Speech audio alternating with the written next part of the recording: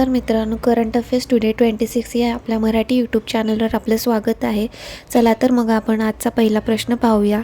1 जानेवारी 2026 रोजी भारतीय वायुसेनेचे उपप्रमुख व्हाईस चीफ म्हणून कोणाची नियुक्ती करण्यात आली? तर याचं योग्य आन्सर आहे नागेश कपूर. 1 जानेवारी 2026 रोजी नागेश कपूर यांची नियुक्ती करण्यात आलेली आहे. तर आपले आर्मी चीफ कोण आहेत सध्याचे? तर उपेंद्र त्रिवेदी. नेव्हल चीफ आहेत Dinesh Kumar Tripathi. Air chief marshal आहेत अमरप्रीत सिंग. आणि इंडियन आर्मी व्हाईस चीफ कोण आहेत? पुष्पेंद्र सिंग. 1 ऑगस्ट 2025 पासून. आणि इंडियन नेव्हीचे व्हाईस चीफ आहेत संजय वात्स्यायन. आणि इंडियन एअरफोर्सची आपण आत्ता बघितले नवीन नियुक्ती झाली नागेश कपूर यांची. आर्मी डे कधी आपण साजरा करतो? तर 15 जानेवारी. आणि नेव्ही डे 4 डिसेंबर. आणि एअरफोर्स डे 8 ऑक्टोंबर. त्याचे दुसरे CDS कोण आहेत? तर जनरल अनिल चौहान. आणि पहिले कोण होते? तर जनरल बिपिन रावत. एकीकृत त्रिसेवा कमान स्थापनेची शिफारस कोणी केली? तर लेफ्टनंट जनरल DB शेकातकर समितीने. आणि भारताची पहिली try service common defence centre कुठे आहे? मुंबईमध्ये. अंदमान निकोबार कमांड ही एक पूर्ण कमांड आहे जी 2001 मध्ये त्रिसेवा कमान म्हणून स्थापन करण्यात आली.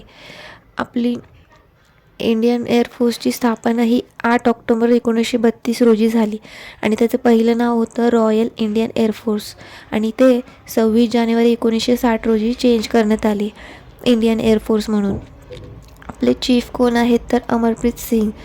आणि व्हाईस चीफ आपण आता बघितलं की आता नागेश कपूर झालेत. आणि इंडियन एअरफोर्स डे आपण 8 ऑक्टोबर रोजी सेलिब्रेट करतो. आणि ह्याचा मोटो आहे touch the sky with glory. तर असेच काही महत्त्वाचे अपॉइंटमेंट्स बघूया. BIS म्हणजे भारतीय मानक ब्युरोचे महानिदेशक संजय गर्ग आहेत. ओसोचॅमचे अध्यक्ष निर्मल कुमार मिंडा. फसाईचे अध्यक्ष अनंत गोयनका. महालेखा नियंत्रक TCA कल्याणी. PMचे राष्ट्रीय सुरक्षा सल्लागार अनिश दयाल सिंग. CISFचे महानिदेशक प्रवीर रंजन. फसाईचे CEO रजित पुन्हानी. भारतीय मुक्केबाजी संघाचे अध्यक्ष अजय सिंग. IGNOUचे पहिले महिला कुलगुरू उमा कांजीलाल. IRDAचे प्रमुख अजय सेठ. अटल इनोव्हेशन मिशनचे संचालक दीपक बागला. रेल्वे सुरक्षा दलाची पहिली महिला महासंचालक सोनाली मिश्रा. राष्ट्रीय वैद्यकीय आयोगाचे अध्यक्ष अभिजित सेठ. हिंदुस्तान युनिलिव्हर लिमिटेडची पहिली महिला CEO प्रिया नायर. आणि भारतीय नौसेनेची पहिली महिला फायटर पायलट आस्था पुनिया. तर लक्षात ठेवा. पुढील प्रश्न पाहूया. अलीकडे युरो चलन स्वीकारणारा 21वा देश कोणता बनलेला आहे? तर याचं योग्य आन्सर आहे बल्गेरिया. 1 जानेवारी 2026 पासून बल्गेरिया हा युरो चलन स्वीकारणारा 21वा देश बनलेला आहे. आणि यापूर्वी येथे चालणारे चलन कोणते होते? तर बल्गेरियन लेव्ह. आणि याचा युरोपियन युनियन हे एक चलन आहे. युरोपीय संघ यांची स्थापना 7 फेब्रुवारी 1992 रोजी मास्ट्रिक्ट कराराद्वारे झाली. ह्याचे मुख्यालय आहे ब्रुसेल्स, बेल्जियममध्ये. जर एखाद्या देशाला युरोपीय संघातून बाहेर पडायचं असेल तर त्यासाठी लिस्बन करार करावा लागतो. युरोपियन युनियनमध्ये एकूण 27 देश आहे.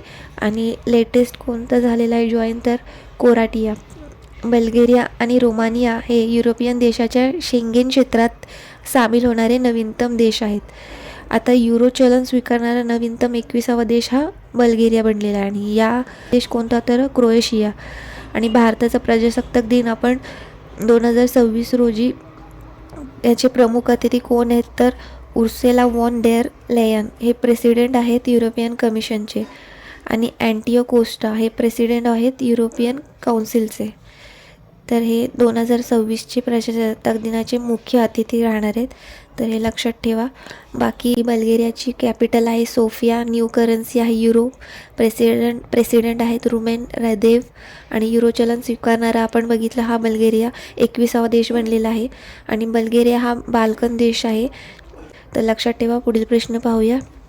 संताली भाषेच्या ओली चिकी लिपीच्या शताब्दी समारंभात राष्ट्रपती द्रौपदी मुर्मू यांनी कोठे सहभाग घेतला?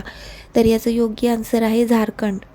तर राष्ट्रपती द्रौपदी मुर्मू यांनी संताली भाषेच्या ओली चिकी लिपीत भारताचे संविधान जारी केले होते. आणि अलीकडे झारखंडमधील जमशेदपूर जमशेदपूर येथे ओलीचिकी लिपीच्या शताब्दी समारोहाचे आयोजन करण्यात आले होते, ज्यामध्ये आपल्या राष्ट्रपती द्रौपदी मुर्मू यांनी सहभाग घेतलेला. आणि या लिपीचे आविष्कारक कोण आहेत तर पंडित रघुनाथ मुर्मू. हा लिपी डावीकडून उजवीकडे लिहिले जाते आणि या लिपीचे 2 प्रकार आहेत, चप्पा आणि उसरा. या लिपीत एकूण 30 अक्षरे असतात आणि संथाली भाषा ही 2003मध्ये 92व्या संविधान दुरुस्ती अधिनियमाद्वारे तिला 8व्या अनुसूचीत समाविष्ट करण्यात आले. आणि या दुरुस्तीमध्ये 4 भाषा जोडल्या होत्या. त्या कोणत्या तर बोडो, डोंगरी, संथाली आणि मैथिली. तर हे झारखंड विषय आहे. तर झारखंडची कॅपिटल काय आहे? रांची. आणि CM आहेत हेमंत सोरेन. गव्हर्नर आहेत संतोष कुमार गंगावर. इथला राज्य पशु आहे हत्ती. राज्य पक्षी आहे कोकिळा. वृक्ष आहे साल. आहे पलाशचे फूल. लोकनृत्य आहे छऊ आणि पायका. महत्त्वाचे सण आहेत सरहुल, कर्मापूजा, श्रावणी मेळा. कोल कॅपिटल ऑफ इंडिया कुठे आहे? झारखंडमधील धानबाद येथे. आणि सेंट्रल कोलफील्ड हेडक्वार्टर आहे रांचीमध्ये. आणि राज्याची स्थापना ही कधी झाली तर 15 नोव्हेंबर 2000 रोजी. असेच काही महत्त्वाचे झारखंडचे करंट अफेअर्सचे क्वेश्चन बघूया. भारताची पहिली महिला हॉकी इंडिया लीग कुठे आयोजित केली तर रांचीमध्ये. झारखंडमधील उदवा तलाव रामसर स्थळामध्ये समाविष्ट झाले. हे रामसरचे पहिले रामस्थळ आहे. आणि 15वी हॉकी इंडिया सिनियर महिला राष्ट्रीय चॅम्पियनशिप 2025 याची 15वी आवृत्ती ही पंचकुला हरियाणा येथे झाली. आणि इथे विजेता झारखंड ठरला आणि उपविजेता हरियाणा झाला. पूर्वी क्षेत्रीय परिषदेची 27वी बैठक ही रांची झारखंडमध्ये झाली.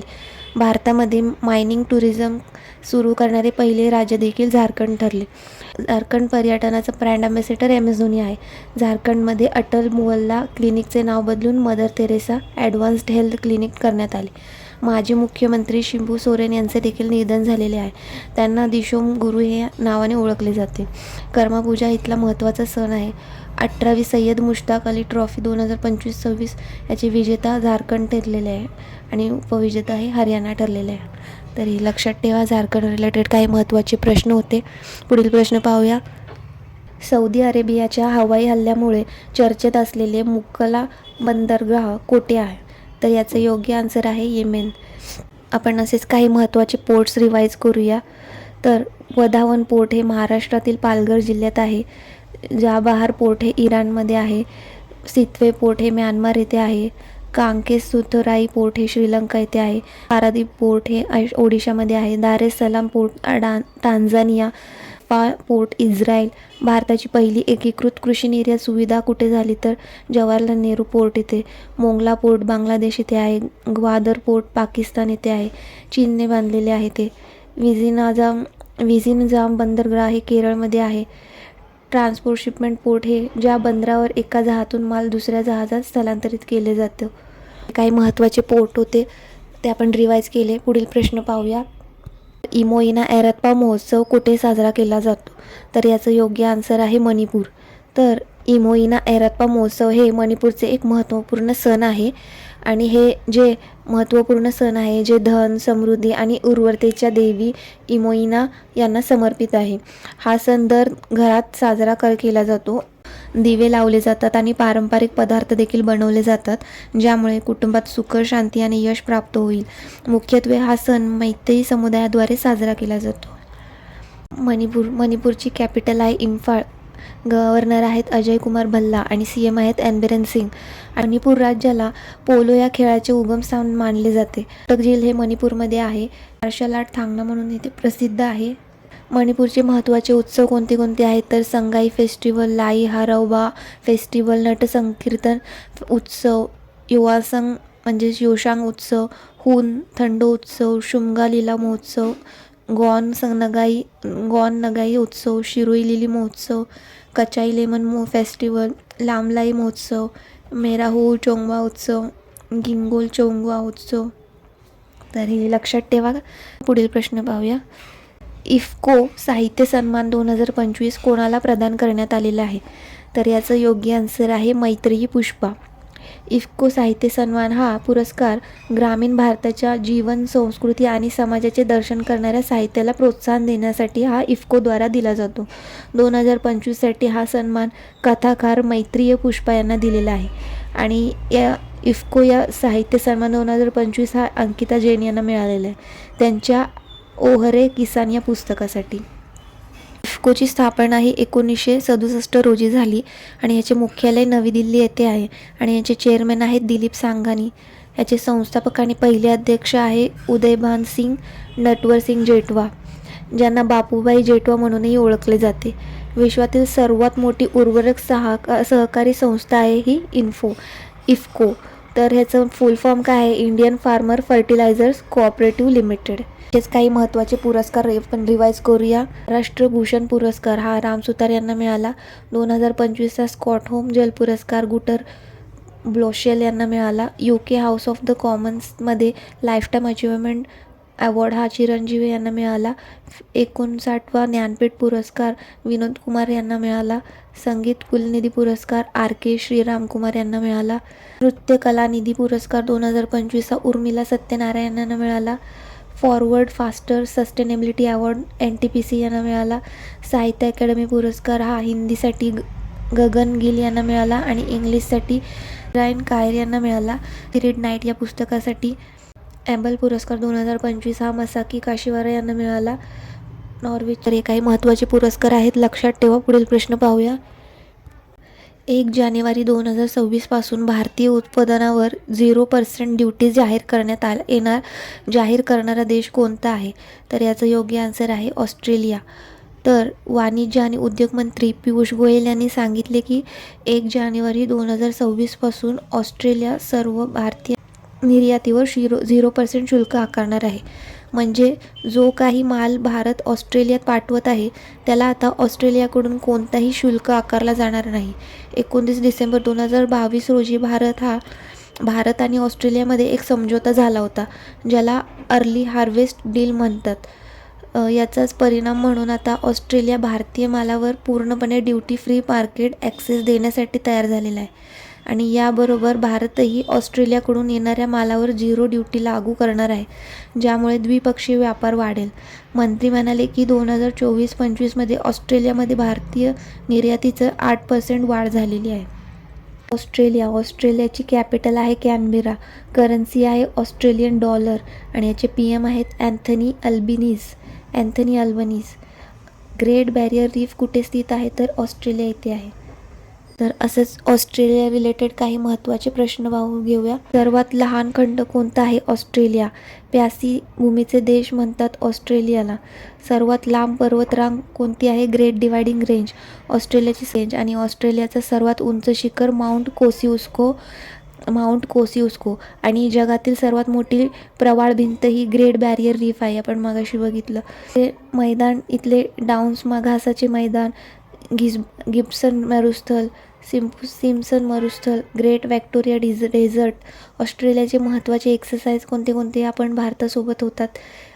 Aussie index 2025, AustraHind exercise, pitch black. ऑस्ट्रेलियाचा बहुपक्षीय एअर कॉम्बॅट प्रशिक्षण आहे मालाबार एक्सरसाइज. लक्षात ठेवा. पुढील प्रश्न पाहूया. 69 वर्षानंतर सक्रिय झालेला बेझिमियानी ज्वालामुखी कोठे आहे?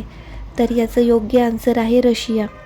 तर बेझिमिया ज्वालामुखी ही जी ज्वालामुखी आहे रशियातील कामचटका प्रायद्वीपवर आहे आणि हा ज्वालामुखी 1956च्या विनाशकारी स्फोटानंतर 69 वर्षांनी पुन्हा सक्रिय झालेला आहे. सध्या येथे 32,800 फूट इतका उंचीपर्यंत राखेचा ढग बाहेर आलेला आहे. इथिओपियाचा एक हेलागुपी ज्वालामुखी देखील स्फोट झालेला होता 12,000 वर्षानंतर पहिल्यांदाच.